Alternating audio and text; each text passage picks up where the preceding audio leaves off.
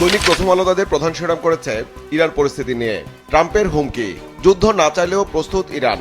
ইরানের বিরুদ্ধে কি ধরনের পদক্ষেপ নেওয়া যেতে পারে তা নিয়ে জ্যেষ্ঠ উপদেষ্টাদের সঙ্গে আজ আলোচনায় বসবেন ট্রাম্প। অর্থনৈতিক সংকট ঘিরে ইরানের সরকার বিরোধী বিক্ষোভ চলছে 16 দিন ধরে। বিক্ষোভ পরিস্থিতি নিয়ন্ত্রণে রয়েছে, দাবি ইরানের পররাষ্ট্রমন্ত্রীর। নিহত 6 শতাধিক, গ্রেপ্তার 10,500-এর বেশি। ইরান পরিস্থিতি নিয়ে একটি বিশ্লেষণধর্মী প্রতিবেদন করেছে পত্রিকাটি।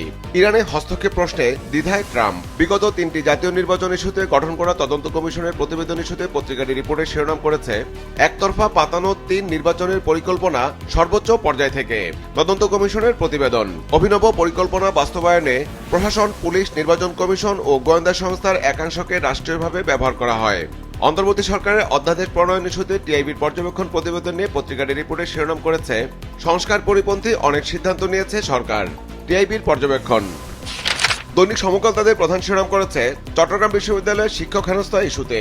সাধারণ শিক্ষার্থীর নামে শিক্ষক হেনস্থাকারীরা শিবির সম্পৃক্ত। একের পর এক শিক্ষক হেনস্থা হলেও কারো বিরুদ্ধে ব্যবস্থা নেয়নি বিশ্ববিদ্যালয় প্রশাসন। ভুক্তভোগীরা প্রকাশ্যে কথা বলতে ও অভিযোগ দিতে ভয় পাচ্ছেন।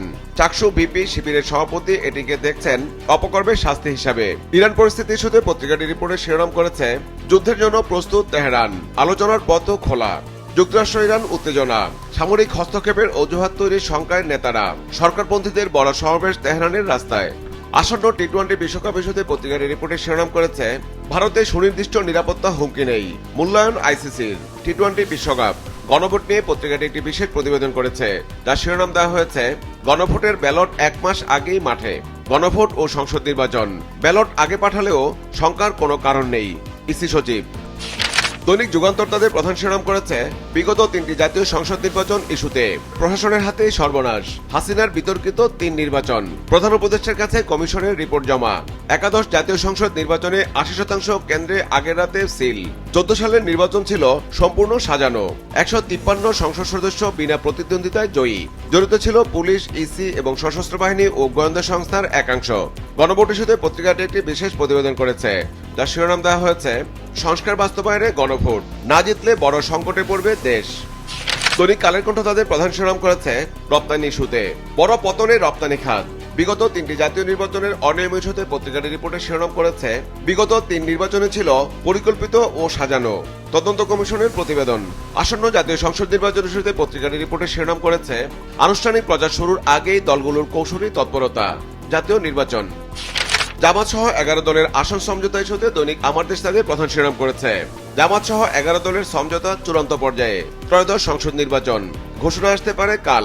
জয়ের সম্ভাবনা দেখে প্রার্থী চূড়ান্ত করা হচ্ছে। লিয়াজো কমিটির বৈঠকে নানা সিদ্ধান্ত, উন্মুক্ত রাখা হতে পারে কিছু আসন, কয়েকটি দল কোনো আসন নাও পেতে পারে। ইরান পরিস্থিতি ইস্যুতে পত্রিকাটি রিপোর্টে শিরোনাম করেছে আমেরিকার হুমকি, ইরানের পাল্টা হুঁশিয়ারি। প্রায় 650 বিক্ষোভকারী নিহত, পরিস্থিতি সম্পূর্ণ নিয়ন্ত্রণে, দাবি তেহরানের। সরকারের সমর্থনে দেশ জুড়ে লাখ লাখ মানুষের মিছিল। আমাদের হাতে খুব শক্তিশালী বিকল্প রয়েছে, দাবি ট্রাম্পের। যুদ্ধের জন্য প্রস্তুত তেহরান। আসন্ন জাতীয় সংসদ নির্বাচনকে সামনে রেখে বিভিন্ন কূটনীতিকদের সাথে বিএনপির বৈঠক ইস্যুতে দৈনিক কালবেলা তাদের একটি বিশেষ প্রতিবেদন করেছে, যার শিরোনাম দেওয়া হয়েছে কূটনীতিকদের রাষ্ট্র পরিচালনার ভাবনা জানাচ্ছে বিএনপি। কূটনীতিকদের পদচারণায় মুখর গুলশান কার্যালয়। বিদেশিদের আগ্রহের কেন্দ্রে তারেক রহমান। 3 দিনে 8 দেশের কূটনীতিকদের বৈঠক। ত্রয়োদশ সংসদ নির্বাচন। টেকনাফে মাইন বিস্ফোরণে এক বাংলাদেশের পাহারানো ইস্যুতে পত্রিকাটি রিপোর্টের শিরোনাম করেছে নাফ নদে মাইন বিস্ফোরণে উড়ে গেল বাংলাদেশের জেলের পা। আন্তর্জাতিক আদালতে মিয়ানমারের গণহত্যার বিচার ইস্যুতে পত্রিকাটি রিপোর্টে শিরোনাম করেছে মিয়ানমার রোহিঙ্গাদের জীবনে নরক সৃষ্টি করেছে গাম্বিয়া। আন্তর্জাতিক আদালতে বিচার শুরু। জুলাই গণঅভ্যুত্থানের মামলা থেকে শেখ হাসিনা সহ বেশ কয়েকজনকে অব্যাহতি দেওয়ার সুপারিশ ইস্যুতে পত্রিকাটি রিপোর্টে শিরোনাম করেছে শেখ হাসিনা সহ 113 জনকে অব্যাহতির সুপারিশ, আন্দোলনে আহতদের খোঁজ মেলেনি।